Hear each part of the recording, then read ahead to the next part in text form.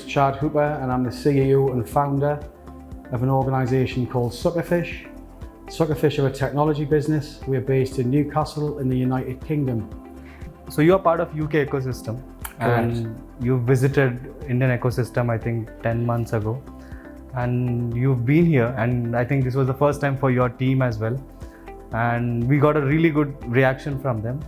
So our audience would like to know what's the difference between the UK ecosystem and the Indian startup ecosystem. I think there's lots of similarities actually. I think speaking personally, we're always looking for innovation and people who can stimulate that environment that you work in. You know, you want people to come to work and be stimulated. And we find that best applied within the technical space.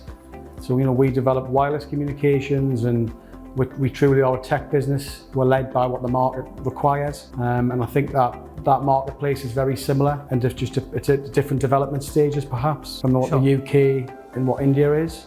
We were kind of looking for an incubator ability within India, so that our teams can collaborate globally with our customers in the US, customers in Canada or Australia, or indeed in Europe as well.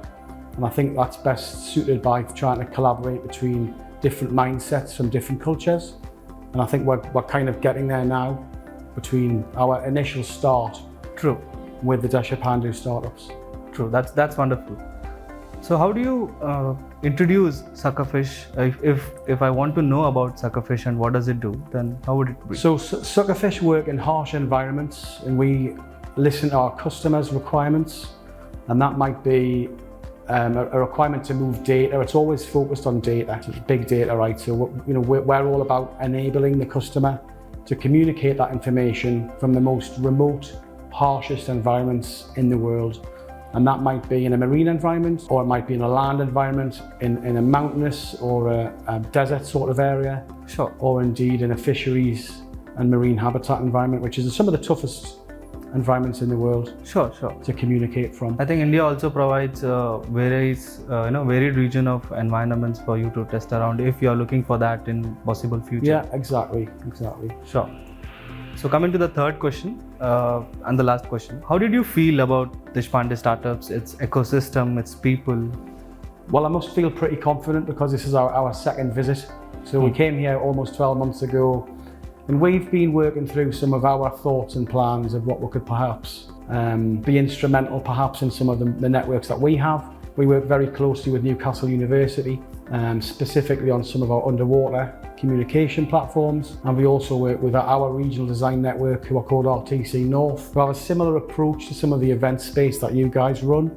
Trying to stimulate and facilitate, not necessarily with money all the time, but with programs that can help an incubator startup program to run successfully with the different levels, phases that the young entrepreneurs need.